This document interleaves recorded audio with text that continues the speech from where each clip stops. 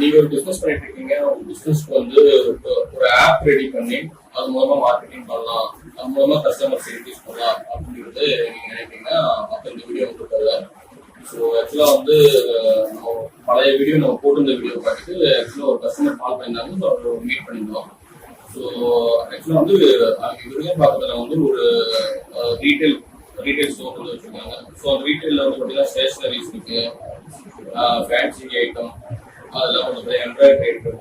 So இந்த மாதிரி ஒரு 2-3 கேட்டகரி ரீட்டைல்ல டார்கெட் பண்ணிருக்காங்க. ஒரு ஃப்ளோர்ல ஒரு ஐட்டம் வந்து வச்சிருக்காங்க.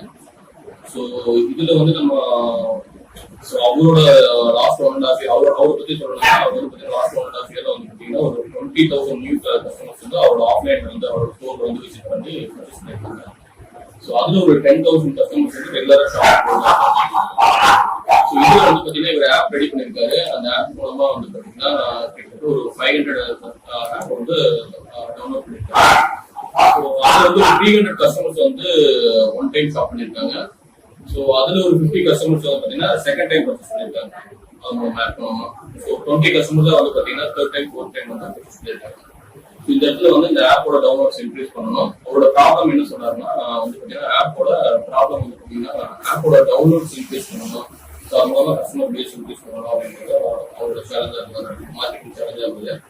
ஸோ இதுக்கு வந்து பார்த்தீங்கன்னா இந்த இடத்துல நம்ம அவர்கிட்ட டிஸ்கஸ் பண்ணல நம்ம என்னென்ன ஃபைண்டிங்ஸ் நம்ம சொல்யூஷனா கொடுத்தோம் அப்படின்னு பார்த்தீங்கன்னா, ஸோ ஆக்சுவலா வந்து அவரு ஸ்டோர்ல ஆஃப்லைன்ல என்ன ப்ராடக்ட்ஸ் எல்லாம் வச்சிருக்காரோ அதை அப்படியே ஆன்லைன்ல ஆப்பை வந்து கன்வெர்ட் பண்ணிருக்காரு.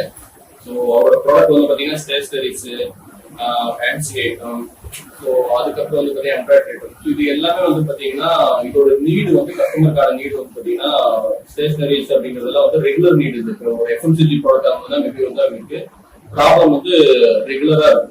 ஸோ இப்போ வந்து மேபி டெய்லி ப்ராப்ளமா இருக்கலாம், இல்லை வீக்லி ப்ராப்ளமா இருக்கலாம், ஸோ இல்லைன்னா மந்த்லி ப்ராப்ளமா இருக்கலாம். ஸோ அந்த ப்ராப்ளத்துக்கு அந்த ஆப் வந்து ரெகுலர் ப்ராப்ளம் வந்து ஆப் டவுன்லோட் பண்ணி வைக்கிறதுக்கான வாய்ப்புகள் இருக்கு. ஸோ கஸ்டமர்ஸ் வந்து ஆப் டவுன்லோட் பண்ணி வச்சிருப்பாங்க மொபைல்ல. ஸோ எப்போ வரப்போற ப்ராப்ளத்துக்காக இப்போ மொபைல் எப்பவுமே டவுன்லோட் பண்ணி வைக்க மாட்டாங்க. ஆப் வந்து ஒரு பெரிய ப்ராப்ளமா இருக்கு, சேலஞ்சா இருக்கு.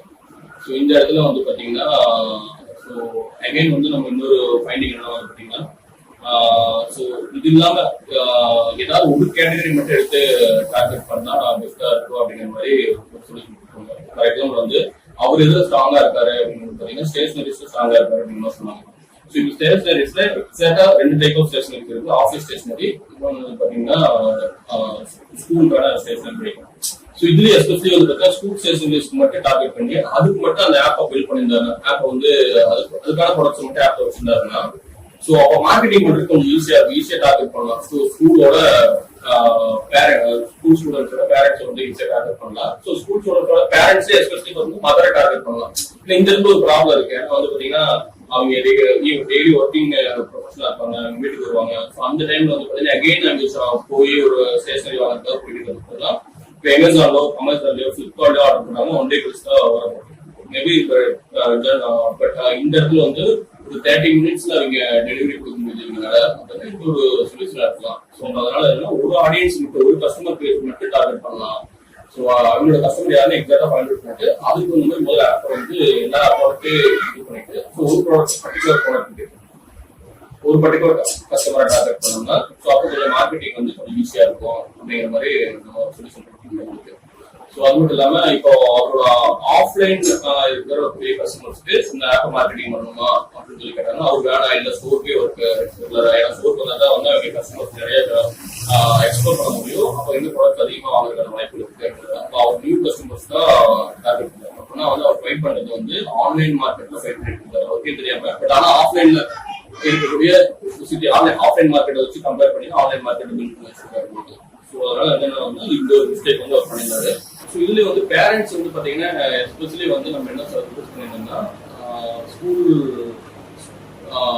ஸ்கூலோட ஸ்டேஷனரிஸ் டார்கெட் பண்றப்ப பேரண்ட்ஸ்லேயே எஸ்பெஷலி வந்து பாத்தீங்கன்னா மேபி ஒரு ப்ரீகேஜி, ஃபர்ஸ்ட் ஸ்டாண்டர்டு, ஸோ அந்த மாதிரியான பேரண்ட்ஸ் வந்து ஒரு டார்கெட் பண்ணோம்னா ஸோ அவங்க அந்த கஸ்டமரை டார்கெட் பண்ணி அவங்கள வந்து நம்ம அந்த ஆப்கான கஸ்டமரா மாத்துறப்போ மேபி அவங்களோட கஸ்டமரோட லைஃப் டைம் வந்து அதிகமா இருக்கும். மேபி அவங்க ஒரு 10 இயர் அந்த குழந்தை வந்து ஒரு 12th போற வரைக்கும் மேபி நம்ம ஸ்டேஷனரி அப்படிங்கிற பிரச்சனைக்கு இந்த ஆப் வந்து ஒரு சொல்யூஷனாக இருக்கு அவங்களுக்கு. ஸோ அதனால அந்த பர்டிகுலர் அந்த அளவுக்கு ஷார்ப்பாக நேரமாக டார்கெட் பண்ணோம்னா ஸோ கஸ்டமரோட வேல்யூ வந்து லைஃப் டைம் வந்து இன்க்ரீஸ் ஆன ஒரு கஸ்டமர் கொடுத்துருந்தோம். ஸோ இன்கேஸ் வந்து அவரோட ஆஃப்லைன் கஸ்டமரை மட்டும் டார்கெட் பண்ற மாதிரி இருந்தா ஆக்சுவலி இந்த ஆப்பே வந்து ரெக்கமெண்ட் இருக்காது. ஏன்னா வந்து பார்த்தீங்கன்னா ஆஃப்லைன் கஸ்டமரை மட்டும் மார்க்கெட்டிங் பண்றதுக்கு ஏன்னா வந்து பார்த்தீங்கன்னா கூகுள் பிஸ்னஸ் ப்ரொஃபைல்னு ஒரு சொல்யூஷன் இருக்கு. கூகுள் பிஸ்னஸ் ப்ரொஃபைல்ல ஒரு கிட்டத்தட்ட அவர்கிட்ட ஒரு 3000 ப்ராடக்ட் இருக்குன்னா 3000 ப்ராடக்ட் கூட நம்ம அதில் ஆட் பண்ணலாம். அதில் அவங்களோட ஆஃபர்ஸ் எல்லாம் இருந்தால் கூட நம்ம அதில் அப்டேட் பண்ணலாம். ஸோ ரீட்டைல் பிஸ்னஸஸ்க்கு வந்து பார்த்தீங்கன்னா இது ஒரு நல்ல ஒரு ஆப்பர்ச்சுனிட்டி. டிஜிட்டல் மார்க்கெட்டிங் நல்ல ஒரு ரீட்டைல் பிஸ்னஸ் அப்படிங்கிறது இது ஒரு ஆப்பர்ச்சுனிட்டி. இதையும் நம்ம சஜஸ்ட் பண்ணி இந்த இடத்துலையும் வந்து அவரோட கண்டென்ட் ஆப்டிமைஸ் பண்ணிருந்தாங்க, அவரோட ப்ராடக்ட்ஸ் எல்லாம் போட்டிருந்தாங்கன்னா ஸோ மார்க்கெட்டிங் பண்ணியிருந்தாங்க. ஸோ இதுக்கு கூகுளில் சர்ச் பண்ணுறப்ப கூட வந்து பார்த்தீங்கன்னா இது வந்து அவரோட ப்ராடக்ட்ஸ் எல்லாம் பேராக வாய்ப்பு இருக்கு.